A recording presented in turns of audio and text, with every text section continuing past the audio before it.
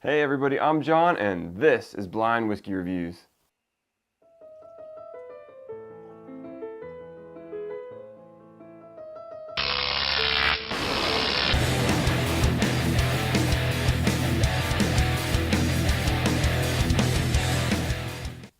Hey everybody, and thank you so much for joining me today here on Blind Whiskey Reviews, the most honest reviews on YouTube. As always, don't forget, please hit that subscribe button down below so you know every time I put out a new review. And if you like the video, make sure you give that thumbs up. Today, I have a very special review for you. We are reviewing the Lock, Stock, and Barrel 18-year-old rye whiskey. So this is an awesome review for you guys. And I just want to give a big shout out to the Cooper Spirits Company. They provided this sample to the channel to review. So I'm super excited to give this one to you guys. So without further ado, let's not waste any time. Let's get straight to the review.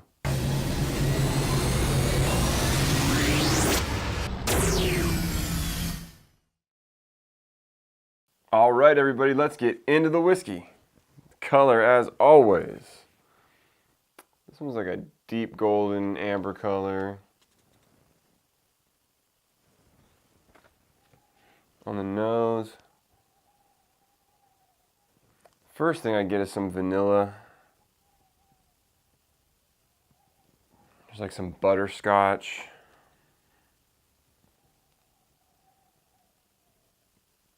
Touch of a burn on the nose, not much. I got my nose pretty deep in there and it didn't really get me, so I don't think we're too high of proof. Definitely some deeper notes on this one. Deep, darker fruits. It doesn't smell too incredibly sweet, if that makes sense. So there's like these deep notes of like molasses, but you don't have that like extra sweetness to go along with it.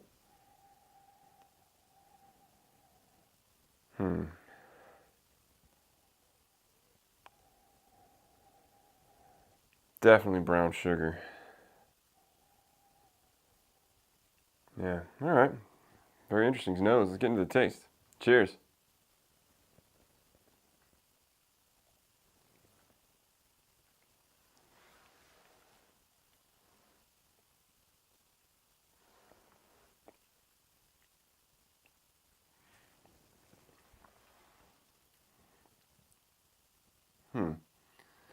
It's interesting. Right now I'm only focused on, right now I've got, and this is the back of the mouth, it's not the front of the palate, but definitely got some bitterness in there. So we got some oak tannins lingering, and lots of them. It's almost got this, I've used this descriptor before and I think it's a terrible one. I really need to figure out what this is, but almost like a vegetal quality, and it's not bad, but it's almost got this corn-like vegetable thing going on. I'm definitely gonna need another taste of this.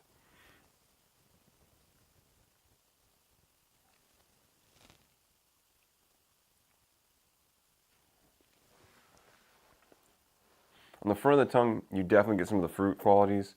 There's a touch of lighter fruit in there, but there's definitely more dark. I wouldn't say cherry, but we're back in that plum, currant kind of realm. Let me see what we got in the middle here.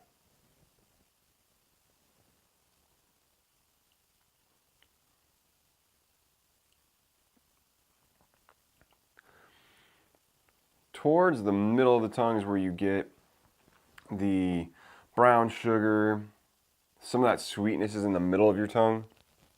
It's really the only place you get a lot of sweetness. The front of the tongue is kind of like the fruits, but they're not really sweet fruits. It's kind of like these fruity characters. The middle of the tongue, the sweetness kind of builds. You get the brown sugar, kind of molasses qualities, and that quickly transitions to the back of your palate where it's more of these like bitter characters, maybe a little bit of woody character. Definitely some like barrel char. And you're left with just this bitterness in your mouth and a little bit of heat. Proof-wise, this one's tough because I've got this kind of numbness in my mouth to a degree, but you don't get a lot of a burn. It's pretty smooth, not much going down. I'm gonna feel like we're maybe somewhere right around the 90 range. Maybe as high as 95. It's kind of where I'm ballparking it. Let me give it one more sip before we add some water.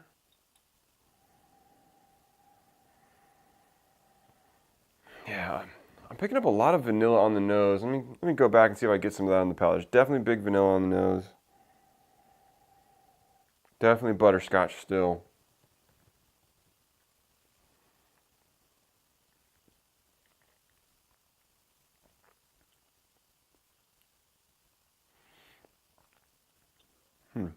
Yeah, I can definitely say the vanilla kind of gets buried. It's there. There's a little bit more butterscotch on the palate.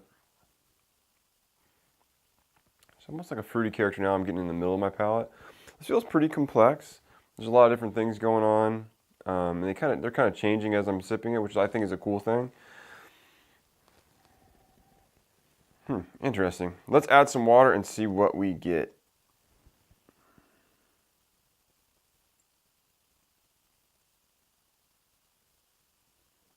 So I think we're going to stick with the 5 drops of water here.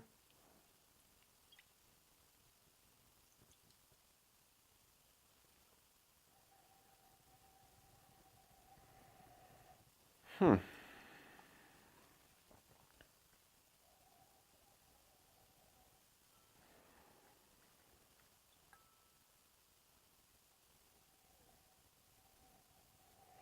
say it brought out a little bit more of the sweetness that's in this. I feel like some of that sweet fruit, some of that brown sugar, it's the same as it was before, but it's a little sweeter, if that makes any sense.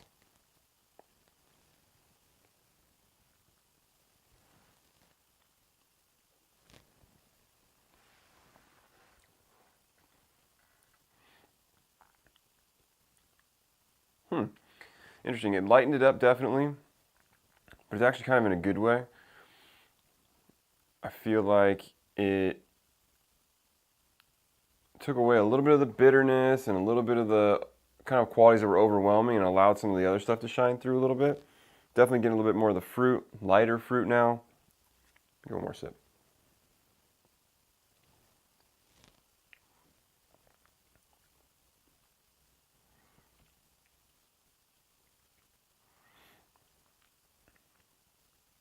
Yeah, you definitely still get that oaky quality, some charry quality on the back. I mean, age-wise, this one's tough. I don't know what to say about it. It's definitely not harsh. It definitely has some woody quality, so maybe there's some age on this. I feel like there is. But it's probably going to end up being like a 3-year-old whiskey. I don't know. Anyways, age is such a tough one to guess at sometimes. I feel like this has some qualities outside of your standard bourbon. It doesn't feel like it fits necessarily in that just standard bourbon realm. I don't want to say it's necessarily like an American whiskey, but it feels more like that. Like there's a couple of qualities in there that you don't normally get from your average bourbon. So something's different about this, and I don't quite know what it is, but let's just figure out what it is now and get to it. Oh, rating before I look. I like it. I feel like I want to sit with this one a little bit longer, so I'm having a hard time coming down with a number. I feel like it needs to open up too. Like I want to give it some more airtime and see how it develops, but I got to give you guys a rating. So I'm going to say I like it. It's complex. It's drinkable. It's relatively smooth. It doesn't have a lot of harsh bitey edges on it. So I'm going to say it's an 84. I think it's good. Very good. And it is Lock, Stock, and Barrel 18. Wow. I felt like there was some age on there, but I definitely didn't pick up an 18-year-old whiskey.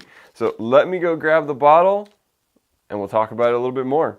All right, we just finished the review of the Lock, Stock, and Barrel 18-year-old straight rye whiskey.